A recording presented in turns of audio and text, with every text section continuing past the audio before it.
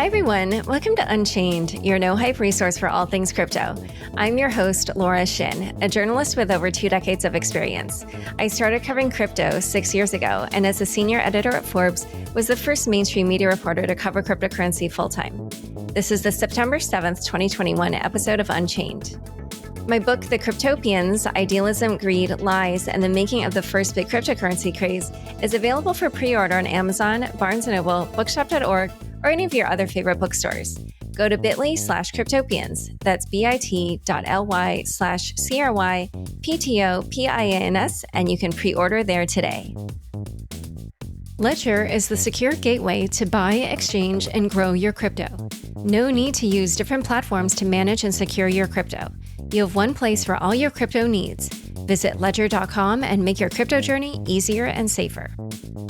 The Crypto.com app lets you buy, earn, and spend crypto all in one place. Earn up to 8.5% interest on your Bitcoin and 14% interest on your stablecoins, paid weekly. Download the Crypto.com app and get $25 with the code LAURA. The link is in the description. Looking for crypto market data that meets institutional standards? Digital Asset Research delivers curated and vetted crypto market data. Get crypto pricing and verified volume data, crypto asset reference data, and token and blockchain event tracking. Learn more at digitalassetresearch.com. Today's guest is Roneil Rumberg, co-founder and CEO of Audius. Welcome, Roneil.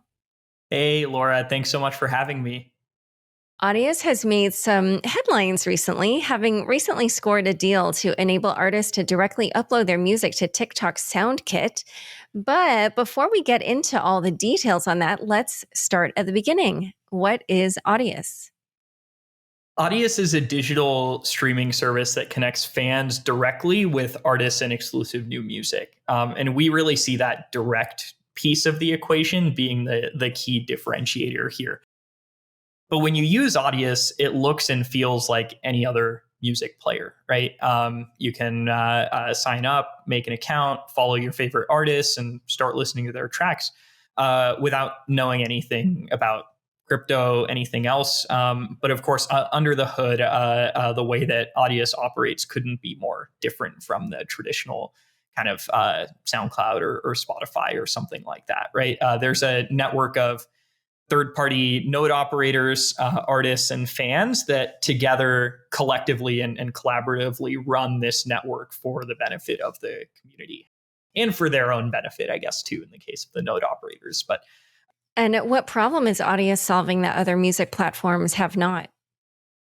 Yeah, so I guess really where the initial inspiration for Audius came from was my co-founder Forrest and I are just big dance music fans, right? That was like, we're not native to the music industry or from the music industry, but we were native to crypto a little bit. So he and I started mining Litecoin and Dogecoin and some of the other S-crypt coins in 2013 or so onward. And we just started to see, I guess, in really around 2014, 2015, a lot of our favorite artists choosing to leave SoundCloud or getting kicked off of SoundCloud in some cases. And all this great music that we had favorited and followed over the years started disappearing.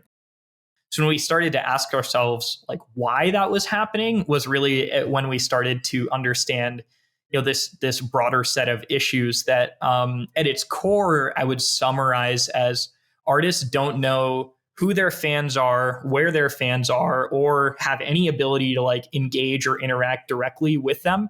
Like on Spotify, for example, you as an artist can message your fans once per year. There's a specific like email template that you have to follow. Spotify exercises some editorial control over it. And that's it. That's like your ability to reach your fans. So, you can't like link them out to a third-party merch store, for example. You can't do, just very much at all with that fan base. So and there were all these downstream effects of artists just not controlling or having any ownership of their distribution, which included, them getting deplatformed, them, choosing to depart platforms like SoundCloud en masse. So yeah, that's really the core problem we're solving, is to give artists control and access to those relationships that they have with their fans. And so how do you do that on Audius? Yeah, so it's really by decentralizing that whole stack and tool chain. So even the question of like what is Audius is not a simple one to answer, just because it doesn't cleanly fit into the bucket of like, oh, it's a so-called DSP in music parlance, or a digital service provider. It's also not a distributor per se. It's not. It kind of has aspects of a number of these things.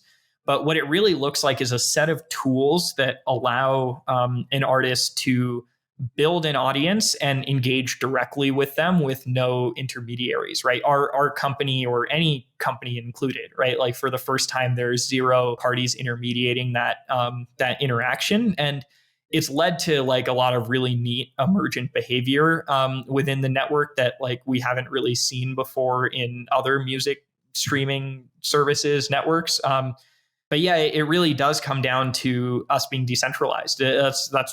That's why, even to launch like the first version of Audius in late 2019, which was it was not economically incentivized. It was a test net, but it was decentralized from day one, and that was what and fully open source. So that was what I think among the artist community allowed this Audius network to start to build trust with them, right? That the rules aren't going to change on them. This API that their whole workflow is dependent on is not going to get pulled out from under them. All of these sort of qualities that just had never been possible in music before. And do you have examples of what they are doing on the platform that they can't do on something like a Spotify? Yeah, so one of the coolest, emergent behaviors that our community ended up deciding to double down on with some more product features is this remix competition feature. So it was actually an artist named Lido was the first one to kind of like create this behavior, but he uploaded a track and then uploaded all the constituent little pieces of audio that went into creating that track. As separate tracks that he flagged as downloadable, so anyone could go download that raw audio. And then he went and posted on Instagram and told his fan base, "Hey, if you all remix this track using those stems that I uploaded, and tag your track with just the like hashtag." I forget exactly what he did. I think it was like the name of the track or something. He could then go search that hashtag, find everything that remixed it, and then he did a Twitch stream, like going through and listening to them live and giving feedback, and then engaging. So it was really, really fun. And we were like, this is so cool. Like there has to be a way to kind of better enable that. So we kind of built out like a little bit of UI for this, and then RAC I think was the next one that ran a remix competition with this. But now there's actually by that time there's actually a way to formally tag a track as being a remix of another track. And he actually ended up signing, I think, 5 of the tracks that remixed his track to like an official release under his label. So these were like just fans of his that like loved Andre's music or RAC's music, and wanted to like just get noticed by like their favorite artist, right? And some of them actually are now on an official release of his, which is like so cool, right? So when you break down all of those kind of, I guess, like the barriers that exist between artist and fan, it finally, it starts to become possible to just do these like weird, neat things, right? That like had never.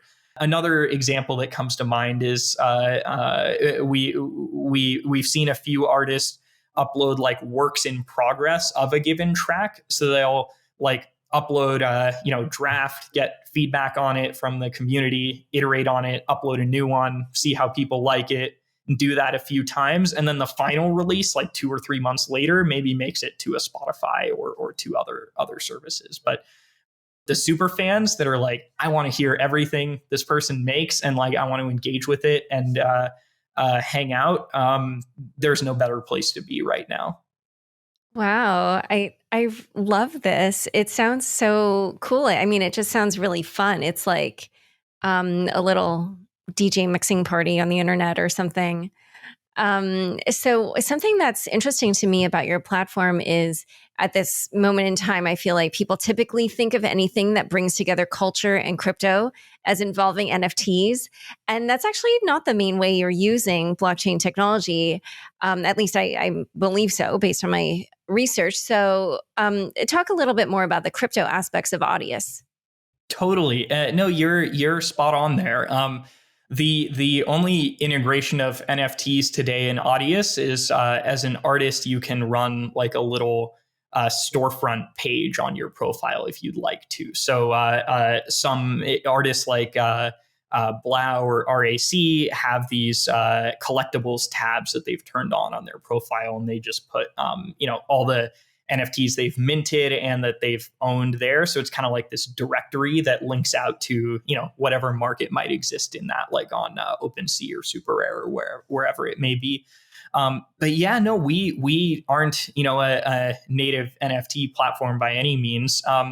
What Audius uses, blockchains plural for, and I can get into like more of the technical detail around that, is effectively a coordination layer for this network. So there are these off-chain nodes that host content, host metadata, and kind of do the work that is required to keep the network functional and alive, right? Like, the way that the network is set up, our company could go away tomorrow, and the vast majority of us here would continue to work just fine, right?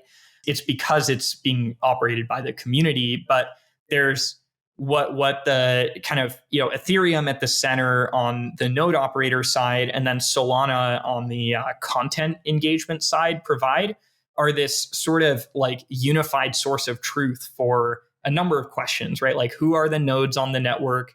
Are they in a healthy or valid state? And then on the content side, like, what is all the content in this network? Who has engaged with it? Who has the ability to update or modify it?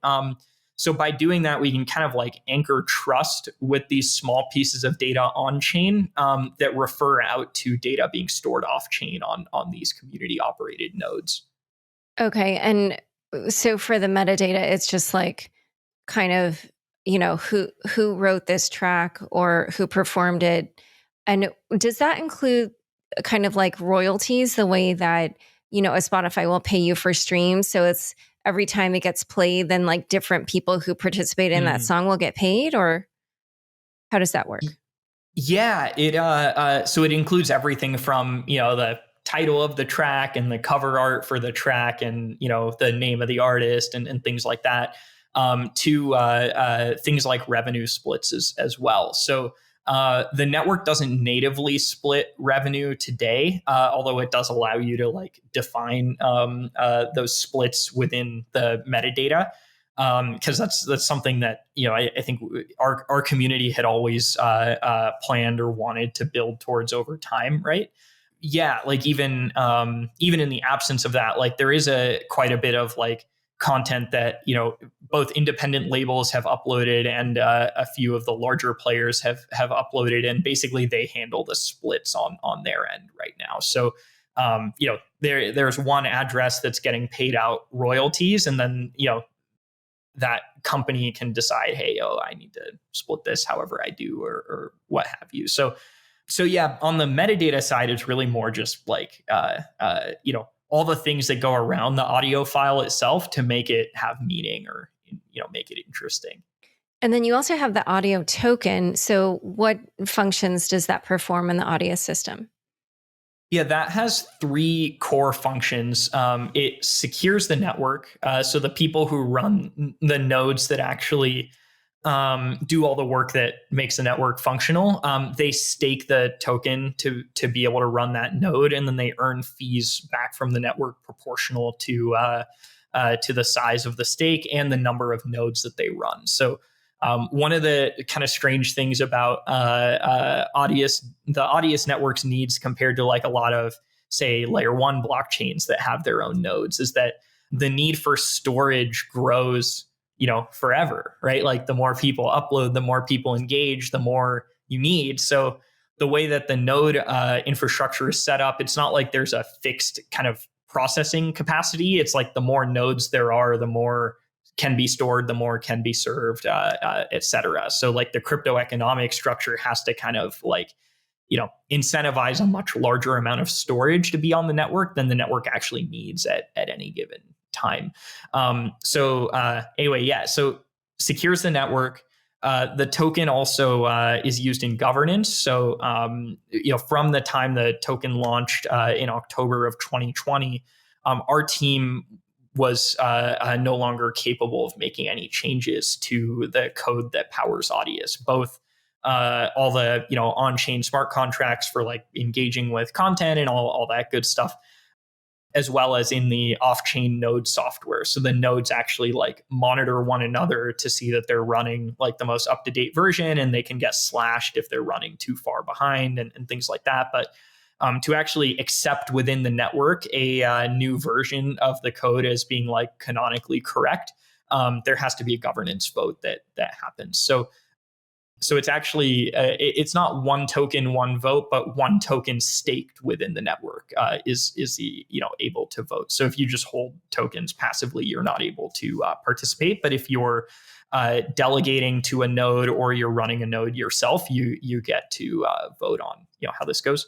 And then the third pillar there is feature access. So as an artist, you actually, if you hold and stake some number of tokens, you get access to additional distribution features that may consume more resources at the network level. So the NFT feature is actually one of those. So if you hold more than 100 audio tokens on your Audius account, you're able to set up that collectibles tab and connect external wallets and stuff. The reason for that limitation actually is that it costs the network resources to go index all those wallets and keep basically keep track of all the changes to any holding of NFTs or things like that they have. So yeah, those are the three primary functions. I think the one misconception that I always like to clear up around this though is the audio token's not used for payments within the network, right? So users aren't purchasing this to consume content or things like that.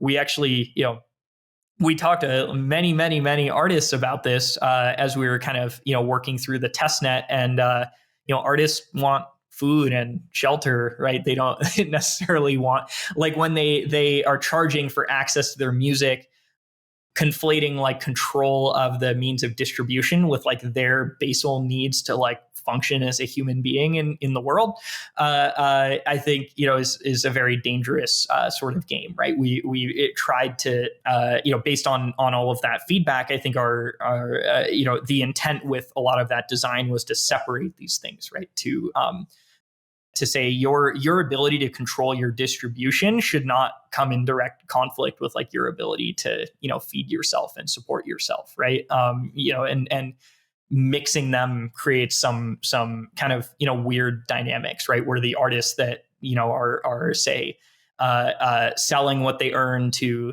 support themselves, that means they're losing control of the distribution that they're making valuable, right? Which is not we felt not the right sort of incentive structure to create. So then are they earning stable coins? Monetization in Audius is not fully live right now. So there are folks that are earning in stable coins in like very ad hoc ways. So like on Audius, every user has a wallet. They're able to receive anything to that wallet they might please. So there's kind of this like ad hoc economy that's emerged around that, just because there are so many people now on the network that have these wallets. But no, the more formal features on monetization are still, I think, being iterated on and worked on by the community. I think the first goal was always to build a meaningful enough audience within the network that like it actually started to make sense for someone to think about monetizing it. And for the first time, I think in the last 3 or 4 months, there's some accounts on Audius with tens of thousands of followers, like 20, 30, 40,000. That for the first time became enough that someone could think about, hey, if 2 or 3 or 5% of my audience might convert to a paid engagement, like a paid subscription to me or something like that, that's now like a real amount of money for them, right? Like 300, 500, 600 people engaging on something like that could really move the needle for you'd be surprised how many artists actually, just because of how little they earn for the most part on traditional streaming services. Yeah, I have some friends who are musicians, and it's not pretty. One thing I wanted to ask about was for the staking. I realized that because of the price of the audio token, that at the moment it would cost $500,000 to become one of those node operators that can stake. And that's, I mean, actually, I think compared to, just trying to remember what the dollar amount was when staking launched on the Beacon chain on ETH2. I think it was like 16,000 or something. But I was wondering, like, is there a reason why it's so much more?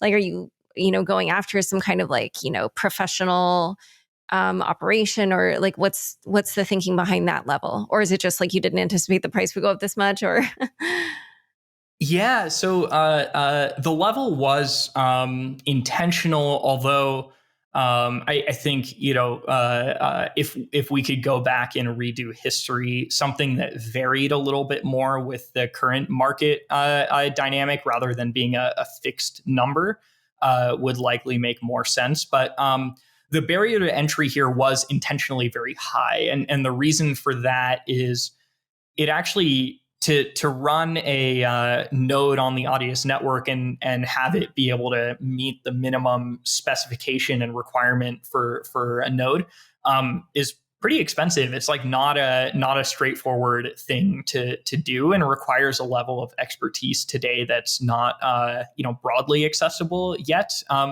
So that's actually why there's a separation between you can delegate tokens, and you can delegate as little as 100 tokens at a time.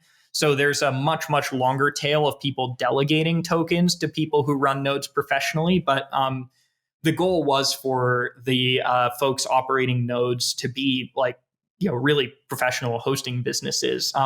The other side of this that is worth touching upon is that because those node operators are, professional, real, legitimate hosting businesses, there's some responsibility that comes as a node operator with respect to the content that gets stored on your node. So if someone uploads something that they, don't own the rights to, for example, right? As a node operator, you are responsible for, like, when kind of rights holders file DMCA notices and things like that, to respond to them. And I think that's something worth calling out, is that decentralization does not need to mean like, mass sort of infringement of rights, right? And that's why the incentives around the network were structured this way, right? Like the node operator archetype that is on Audius, right? Someone who has the level of resources that you just mentioned to be able to come on here, has no interest in hosting like things that draw like the wrong kind of attention, right? So that's actually why Audius has not really had run-ins or issues like on that front, right? Like, our goal with designing this network was to help artists get paid more, right? Not to defraud them or to take away their livelihood through like, people putting stuff up that they that isn't paying the right person. Yeah. So yeah, I think that it was really those two aspects, right? It's like the complexity of running a node, and to be able to provide a high quality of user experience and service to end users that are fetching content from those nodes. And then just the nature of like music attracts some not so great behavior that we wanted the people who are running nodes to be like known, named like businesses or individuals that actually like have a presence and exist in the real world, right? Which again, decentralization, can both decentralization and kind of decentralized control can go hand in hand with respecting the rights of content. I love it. I think that's just really cool and smart. So a couple things. So first of all, just for listeners who don't know what DMCA takedown is, it's, if I remember correctly, it's something like Digital Millennium Copyright Act. Okay, thank you. Because I've sent these out before where like someone stole my writing and I was like, you need to take that down. So I think that's great that, you are seeking these professional operators who would, abide by the law if they were to receive a request a request like that. And it's interesting that you just raised this issue, because I was going to ask you, like I noticed 2 years ago, The Verge wrote an article calling your service a copyright nightmare and said it was at that time full of pirated material. And the truth is, actually, when I first started learning about it, I was like, oh, it's like Napster with a token. And so is it just because basically all the node operators are kind of more centralized that they're handling it? Or you kind of said like it's not even really been an issue. So are you noticing that like already, like you're not even, or these node operators aren't even getting people uploading pirated stuff? Great questions all around. So there definitely are things getting uploaded to Audius that shouldn't be, in the same way that they do to YouTube or to SoundCloud or to really anywhere, right? If you give users the ability to upload things, like there will be some small number of people that sort of misbehave. The reason it's not become an issue, though, more broadly, is that whenever rights holders have approached operators in the network and in the community, at least the feedback we've heard is that 100% of the time those things have been addressed in a timely fashion. So, I think one thing that is really unfortunate, right, is sometimes folks who write and produce content on the internet don't necessarily fully understand like the mechanics of what they're writing about. And I think that specific press piece, was, there were just a lot of things that, unfortunately, I think that reporter got a little bit wrong about the actual situation with respect to the network, right? If that narrative were true, there would have been a lot more anger and, lawsuits and who knows what else, right, that would have started flying around from the broader music community. But I think we've been fairly warmly embraced, right, by the broader music community. And I think it's because we took this approach that I just described to you, right? Like by being decentralized, but still aligning incentives around positive behavior, you can, I think, get the best of both worlds here, right? Like you don't have to you don't have to trust our company when using Audius, but there is still there are laws and rules that exist for good reason, and allowing people to hide behind the shields of anonymity in some cases, like you might be able to if the requirements were much lower or much smaller, would I think we felt would lead to a misalignment around those incentives, right? We want all the folks who run nodes on the Audius network, which today they're I think like 60 or 70 nodes last I counted. Like those should all be known quantities in the world, right? Okay. And so a couple of other things I want to ask about this. So one thing is, and I think I might already know the answer to this, but I did notice that the audio token is set to inflate at a rate of 7% a year. And I was wondering, as I'm sure you're well aware, a lot of people in the crypto community like coins that have, caps or not caps, but like maybe low inflation. But I was curious to hear about why, you're inflating at a somewhat high rate. Yeah, so we felt that it made more sense to distribute the token supply over a very long period of time to the community members that were creating the most value in the ecosystem. That effectively meant that rather than distributing like a very, very large amount of tokens upfront when the network launched, by delay, basically having that happen over a period of I mean, really for perpetuity, that would lead to a better kind of distribution of power and control in the community. So, I think a lot of like the design around Audius was sort of inspired by a lot of the ideals that Karl Marx and some of those early philosophers around like capitalist economic structure laid out, that like it should be possible for folks who make use of capital to earn some of that capital back over time from the work that they do, right? And for that to be possible, there needs to be some amount of inflation perpetually, right? But the way that the staking side of Audius is set up, if you stake and actively participate with your tokens, your percentage of control of the broader network doesn't get diluted over time, right? As it stands right now, you actually, by staking, you can grow your percentage of ownership over time just by function of the participation in staking. And what it basically means is the network heavily disincentivizes passive holding and incentivizes active participation, right? Because if you just hold those tokens and do nothing with them, you get diluted down at an aggressive rate over time, right? So, one of the interesting things is that like about designing these sort of crypto economic systems is that like we could sit in a room and try and do the best we can, but ultimately once it's out in the world, it is in the hands of the community, right? Like the decisions that our team made prior to launching the network are now only changeable by the community. So all of what I just said aside, there is a growing contingent within the Audius ecosystem that wants to change that inflation rate, I think, for the reason that you just laid out. So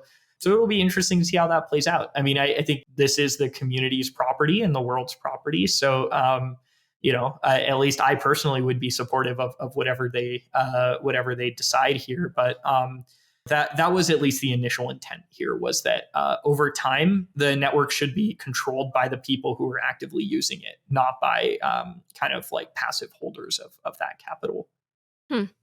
All right. So in a moment, we're going to talk a little bit more about the decentralized and centralized aspects of running crypto networks. But first, a quick word from the sponsors who make this show possible.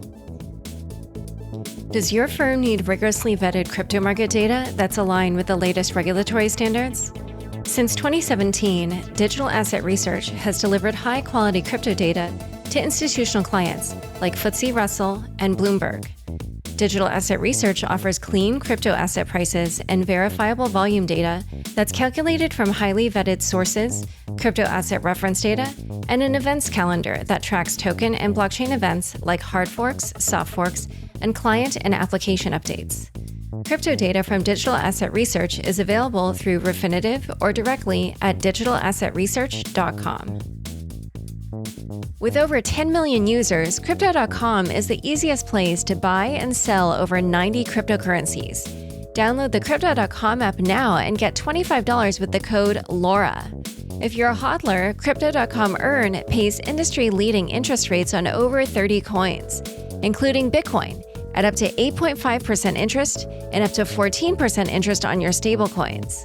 When it's time to spend your crypto, nothing beats the Crypto.com Visa card, which pays you up to 8% back instantly and gives you 100% rebate for your Netflix, Spotify, and Amazon Prime subscriptions. There is no annual or monthly fees to worry about. Download the Crypto.com app and get $25 when using the code LAURA, LAURA. The link is in the description. Ledger is the secure gateway to buy, exchange, and grow your crypto. What you need is a Ledger hardware wallet, which combined with the Ledger Live app, gives you access to all your favorite crypto services and dApps from one place. All that with some of the best security. No need to use different platforms to manage and secure your crypto. You have one place for all your crypto needs. Visit ledger.com and make your crypto journey easier and safer. Back to my conversation with Roneil. So we were just talking about how you started as a centralized service and now governance is in the hand of your token holders. And so I was so curious earlier today when I had trouble logging into the app, I was wondering, because apps are typically run by centralized services, and I sent you a message saying, "Oh, hey, I'm having trouble logging in," and you said, "Oh, I'm going to ask the team."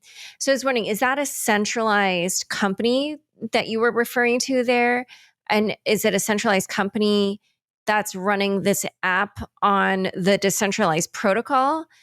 Or is it because, Ethereum has this foundation, and the foundation funds these different teams, working on different clients or whatever. Or, I mean, it can be outside companies too. But so it's kind of curious, like, what is centralized in Audius and what is decentralized? Yeah, so there is a Audius Foundation that controls the kind of like the project's treasury and allocates those funds out to companies like my company. So there are a few other companies that now exist in the Audius ecosystem as well that get similar kind of grants from the foundation.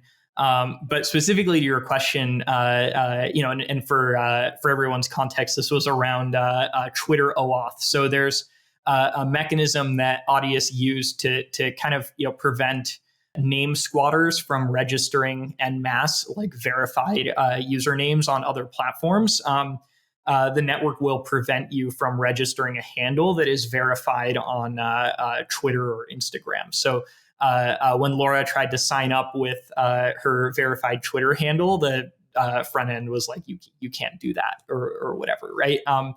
So that is one aspect of the network's behavior that is centralized today. And there are a couple others that I can mention, but it's not possible to authenticate with Twitter in a decentralized way. However, your wallet when using Audius is still custodied with you. So your account is actually controlled by you. The only aspect of that flow that our company is able to affect is adding that check mark next to your name. And the only way that happens is if a user either during sign up or afterwards is able to authenticate with a verified account on another platform. So that's one thing that like we haven't really.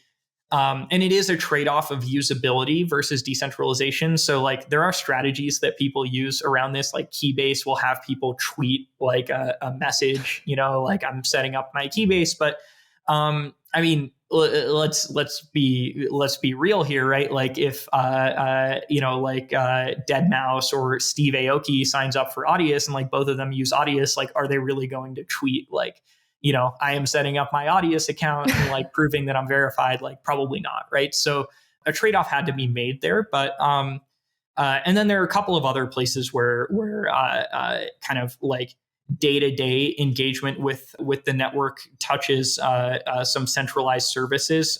So for example, if you send audio tokens from your wallet, even though your wallet has custody and control of those tokens and the signature around the transactions happening on your browser, we have a relay that will pay the gas for that transaction on your behalf. So you could still transact if you put Ethereum into your wallet to send it, but the vast majority of our users don't know or understand things about crypto. So I think where we've tried to make these trade-offs is with the goal of usability in mind, but with a hard, bright line around the network's functionality cannot be dependent on us as a central party. So, Laura, like you still could sign up for an account, you just wouldn't be verified, for example, like if our company was not doing that little verification service, for example. Similarly, you could still send and engage with the tokens within the product, but the usability around it would be degraded, of course. So that's kind of how we went about it. Those are really the two primary things that are centralized right now. So the remainder of the network, yeah. So when you said that you were going to ask your team, that was the centralized company that you were asking. And then, so would there be, when you say there are other companies that are working on Audius, the protocol, then would there be cases where like we might end up with more than one Audius app or more than one Audius website? And Oh, okay. So That's a great question. Yeah, I'm nodding for everyone listening. yeah. Yes. So actually, this isn't I think as broadly known, or people are always shocked when I tell them this. Like the majority of listening on Audius doesn't come from the Audius product. I think there are over 50 apps now that exist in the ecosystem, some of which are dedicated music players, but many of them are just random other things. Like someone made this music racing game, which is super fun. I would recommend everyone try it. What is music racing? So it's you're in a race car following a track, and there are obstacles in the track that are synchronized with the beat of the music. So you sort of like steer around them, or you can get these like bonuses by hitting them.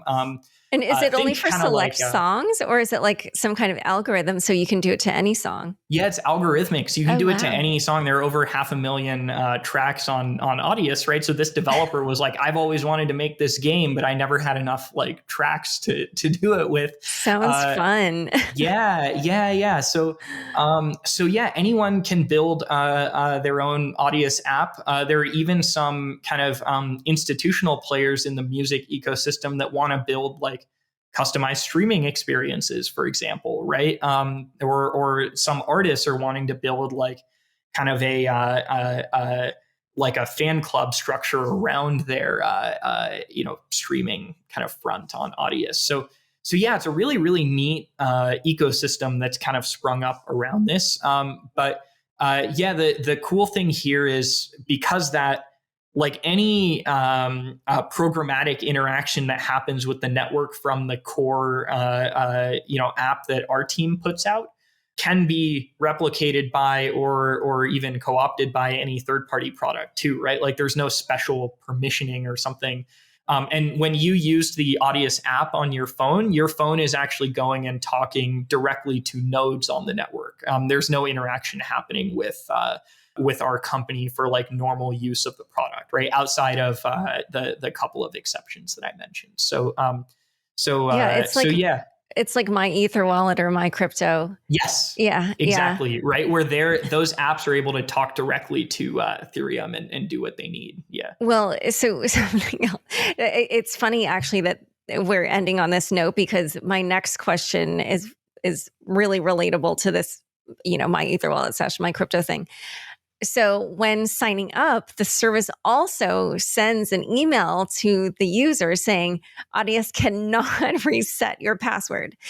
And so, by the way, like I'm sure this is ultra confusing for non-crypto people. I understood what you were saying, but I should just point out right underneath that is a big button saying reset my password or reset your password or whatever. So I was curious, like, so I didn't click it because I was like, this is like some, like emergency button, and I'm not in an emergency, so I'm not going to click this right now. But I was curious, like if I were to click it, what would happen? And like, yeah, I'm assuming it's not something that goes through your company. Well, I have no idea what goes on at that point. So what you're interacting with is this kind of novel account management solution that our team developed called Hedgehog, which is sort of a reference or homage to there's this parable of the fox and the hedgehog, right? And the fox is quick and agile and can do many, many different things, whereas the hedgehog is only really good at like becoming a ball, and then it's spiky and predators can't get it, right? So what we were trying to say with the parable there is like MetaMask is this amazing Swiss Army knife. But for an end user, it's like very difficult to set up and use.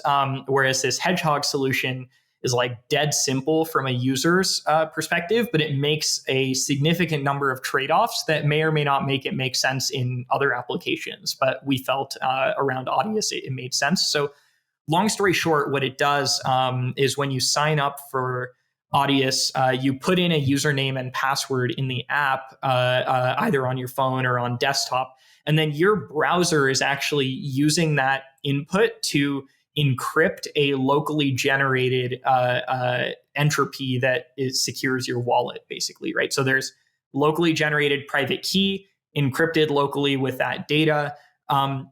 And then that encrypted blob is actually what gets emailed to you. That Oh. email that you get is actually a self-contained like ability to recover your account. It's not even password reset per se, because you could just re-encrypt the same wallet with a different thing. But we actually were able to set up a mail relay service with no logs enabled and no retention of the messages that it sends. So basically, that mail relay is your browser at the time you sign up sends your key to this mail relay, which sends it to your email, and then that's effectively the backup of your private key is in that email. So it's literally like embedded in the link that when you click that button could let you recover your account, like if you forget your password, basically. So yeah, you calling it password reset was a misnomer. We actually have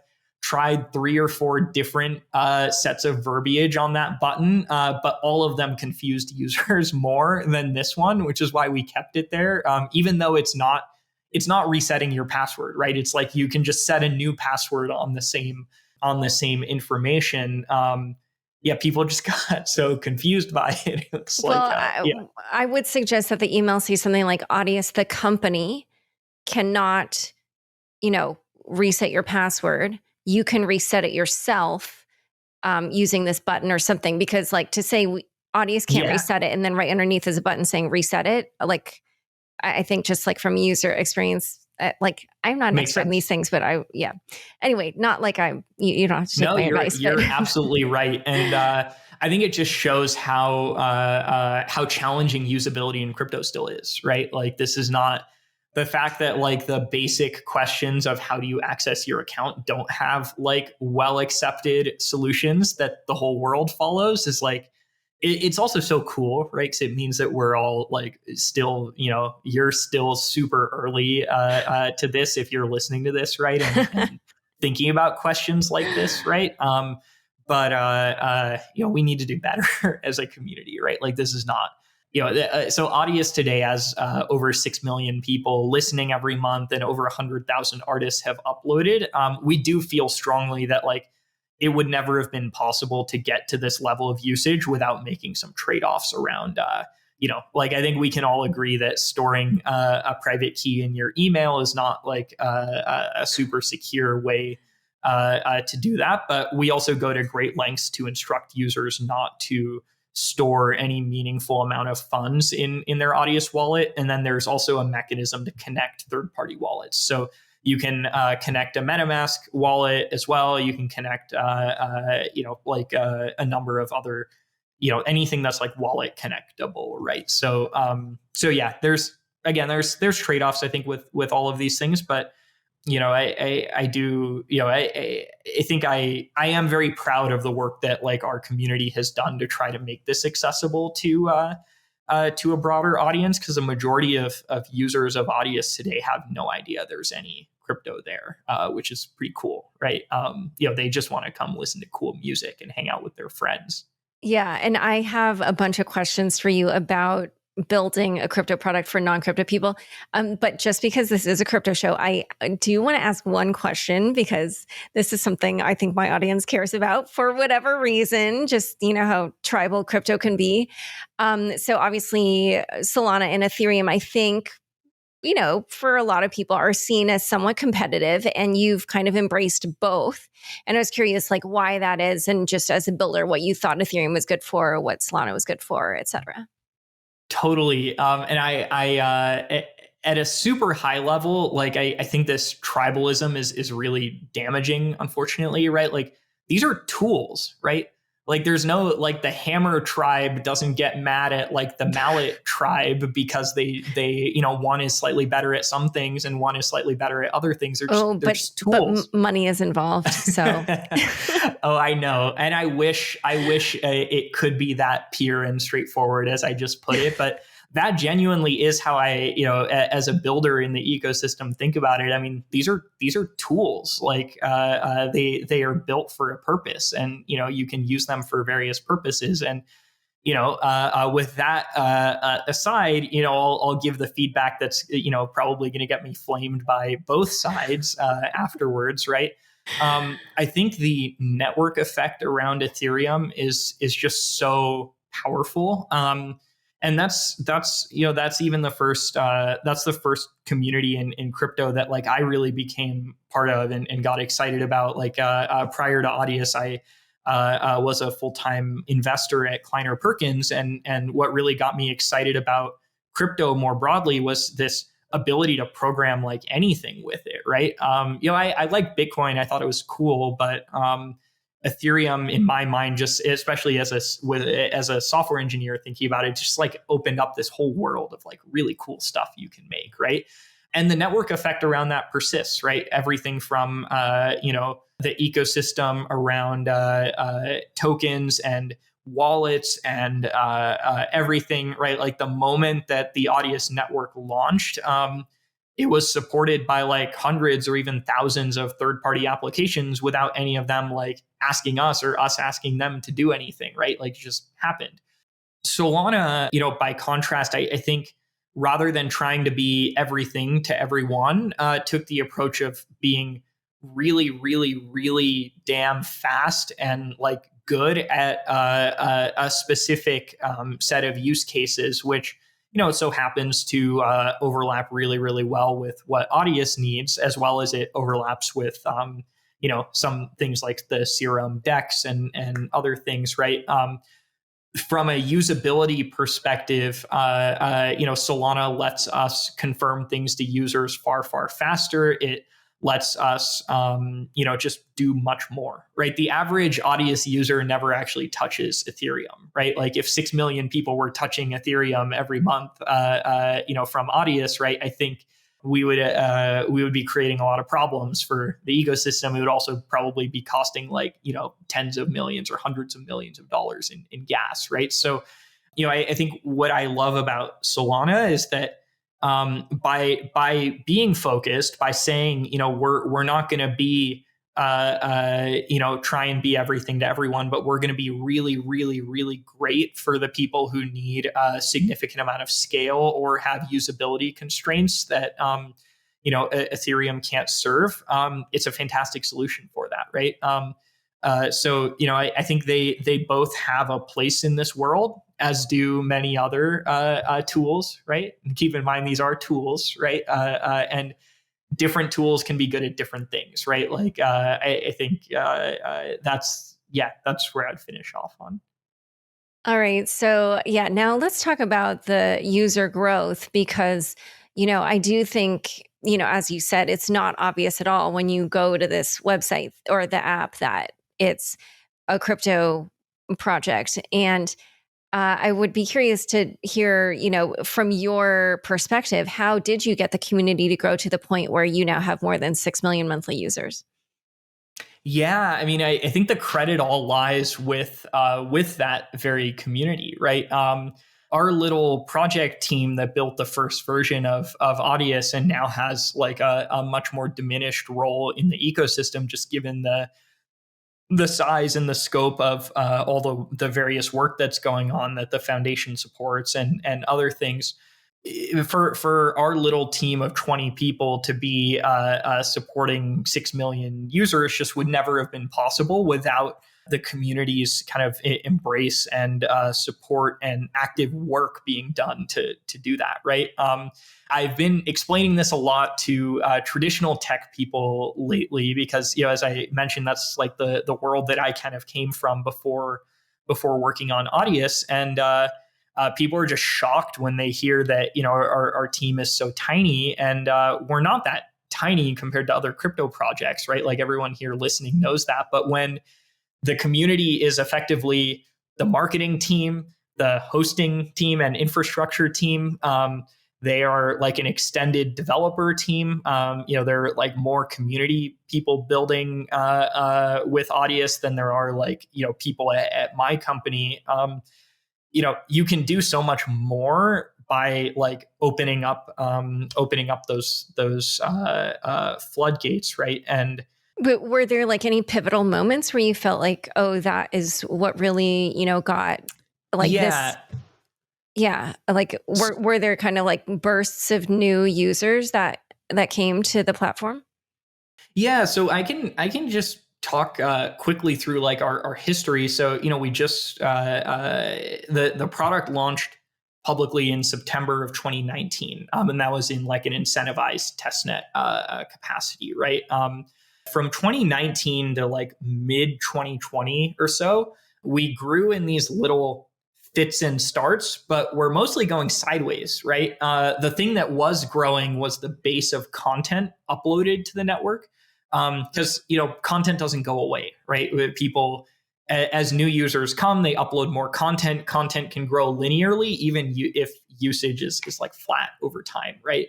And in retrospect, I don't think we realized this at the time, but there was an inflection point that the network hit around like 80 to 100,000 tracks.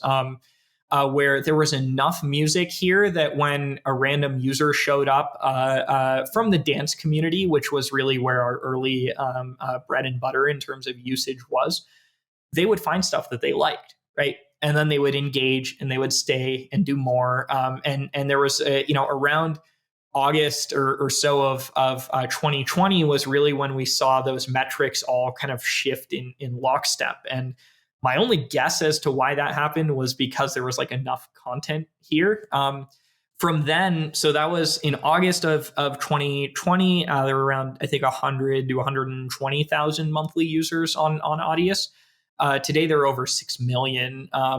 It hasn't been that long since then, right? I think it's just when like a viral feedback loop around a kind of network driven product starts to work, it has this runaway effect, right? Because it's self-reinforcing. Like if more content increases user engagement and retention, the increased user engagement and retention means more artists see that and say, oh, there's an audience here and I want to serve them, which leads to more content, which then leads. So it's like this virtuous cycle that kind of is self-perpetuating, but it's like really hard to get started. The analogy I like to give people is like, think about like pushing a rock up a hill, and at some point you crest the hill and the rock starts rolling away, and then you're just chasing it and doing the best you can to keep up with it, right? Because it goes faster and faster as it goes down. So like I think the community has been able to scale the level of support and work that they do for one another in a way that like our company never could have, right? And I think that's what allowed us to grow so quickly. If we had been like a centralized company that controlled all this infrastructure, controlled all of this, like even the cost of hosting all of this, let alone the cost of like just basic customer support, like people ask questions all the time and stuff. We would need to be like hundreds of people to service the amount of demand that exists here. So I do think the community owned aspect of the network allowed growth to multiply and to reinforce itself. But ultimately, it's just the nature of a network, I think, that led to this, right? It was just crossing over some critical mass or like a tipping point or whatever, however you want to describe it. At some point, it just, things clicked and started working. And so for the big name artists on the platform, like Skrillex or deadmau5, Diplo, like how did that happen? Did they just hear about it through word of mouth, or did you approach them directly? Or, like how do you get these artists with this level of name recognition to join? Yeah, so I'll talk about those three and then talk about like artists more broadly. So deadmau5 was actually one of our earliest supporters at Audius. We started talking to his team in like late 2018. That was like a few months so you reached after. out. Yes, yeah. So we got in touch with him and his team.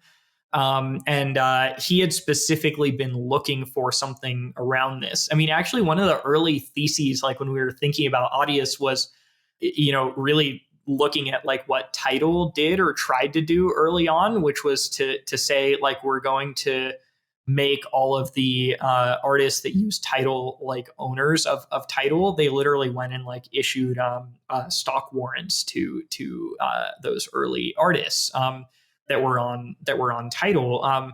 The early kind of target list that we went after, because we took a lot of inspiration from that, right? I think they fumbled a lot of things along the way. I'm hopeful that under new ownership they can find their footing and find their way to some cool stuff. But deadmau5, Joel was one of the earliest supporters of Tidal. So when I think when like our little email intro like crossed over their plate, they kind of pattern recognized like, oh, we've seen this before. Like, this is interesting. We want to learn more. So yeah, he was an interesting case. Skrillex and Diplo are more kind of the typical case, which is a mix of like us messaging them for months and years or whatever, and then eventually they hear about it from enough of their own community of fans as well as other artists that they follow, right? So there's a lot of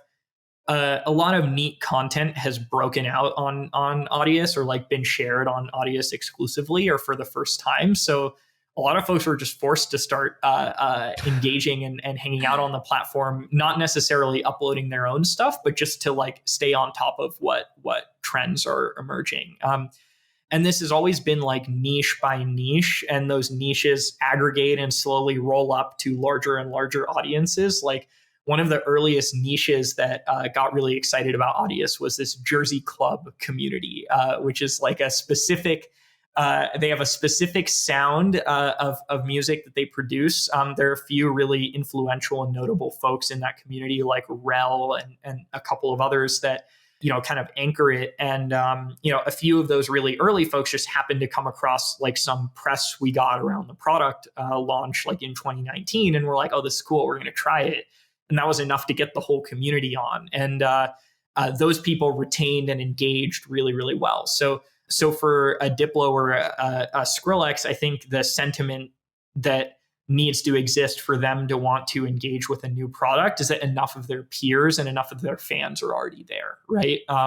So yeah, we slowly rolled up to that, and today most of our work on artist advocacy is just fielding inbound, which is just the tables like turn very dramatically, right? We stopped being able to do outreach, but in the early days, like I would just sit in DM and cold email people and be like, please try this,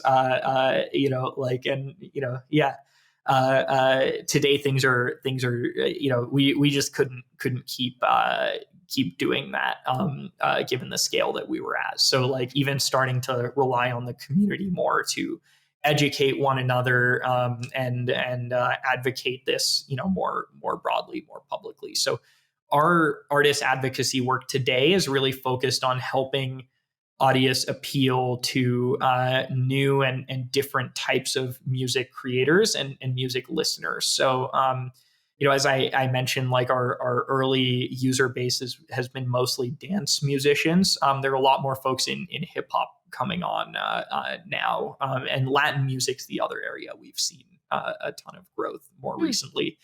A lot of that has been driven by kind of, I think, those communities being functionally similar in a lot of ways to the way dance communities are, right? Like it's less top-down, structured, organized content, and much more this like grassroots, like things emerge from this like diaspora of like crazy things happening or whatever. And Audius is much more well suited, I think, to that like kind of grassroots, bottoms up sort of approach than like the very top down, like institutionalized content kind of approach, right? Yeah. So it's kind of amazing we went this far without getting into the TikTok deal. So we have to do that now because we're already over time. So Audius was selected as TikTok's partner to enable song transfers on the platform. What does that mean, and why is this such a big deal? Yeah. So just setting some context to kick us off, like it's actually not very easy to upload audio into TikTok. You'd be surprised, like the the ways that people do it, like, because how do you get like an audio file, like an MP3 file or something, onto your phone, right? You know, people will email it to themselves and then like put it into the Files app on iOS. And then depending on your permissions, TikTok may or may not be able to access it. It's actually like not very simple, to a point that like there are artists in our community that will hold their phone up to their laptop and like play the track and record it into TikTok, because it's easier to do that than to go through this rigmarole. So what the Audius integration enables is a solution to this problem. So you can in Audius, on any track that you yourself uploaded, there's a one-click share to TikTok button. And if you click that, the content gets pushed into your TikTok account. So if you're using the Audius mobile app, and then assuming that you have TikTok installed, it just opens TikTok and pushes the content over. So the reason that's, I think, exciting for the Audius network and community, right, is that it now, for the first time, lets artists kind of draw on the audience that they have on TikTok. There are some folks in Audius, like Wookie, for example, and Dylan Francis is another one. I mean, there are people with millions of followers on TikTok, right, that they haven't been able to monetize very well to date. They now have a chance to kind of start to draw some of that audience over to Audius, because the sound, when it's in TikTok, actually shows as, oh, it came from Audius and whatnot. So we actually, even as a result of that, there's been a significant kind of uptick in usage metrics just from people seeing those sounds starting to float around on TikTok. On the TikTok side of things, I think the reason they were excited about this was it just it made it easier for artists to upload stuff, and it's also worth saying, like, we're not the only application that has that functionality. So like Ableton and some other sort of like audio production tools have this natively as well, but we are the first streaming service to have it. So I think for the kind of average creator, this has been a much lower kind of friction way to get content into TikTok than to like go into their Ableton and set up a new export and do all this sort of stuff. So yeah. And so obviously Audius doesn't have the artist base, or even the anywhere near the number of songs that like a Spotify or Apple Music has. And I did read you have close contacts, I guess, at TikTok. But I'm sure also you must have had something in your pitch that they found compelling, like, or maybe it doesn't matter to them, the number of songs that are available. Like, do you have a sense of, what it was that appealed to them about choosing a platform that really is, still so much smaller than these other ones that could have been selected? Yeah, so I think a couple of things there. I don't think this is like a mutually exclusive sort of thing, right? Like TikTok is within their rights to enable other platforms to do it too. However, I don't think Spotify, for example, has the rights to redistribute content that's in Spotify. Right. So a lot of folks don't realize this. For everyone listening, you actually can't upload things to Spotify yourself. If you're a musician, you have to sign up for a third-party distributor service, and you give them your content and they push it into Spotify. So it would actually be the distributor's kind of role to push it into TikTok as well, not Spotify's. So all that said, who knows? Maybe they will strike some new licensing structure that allows them to do that.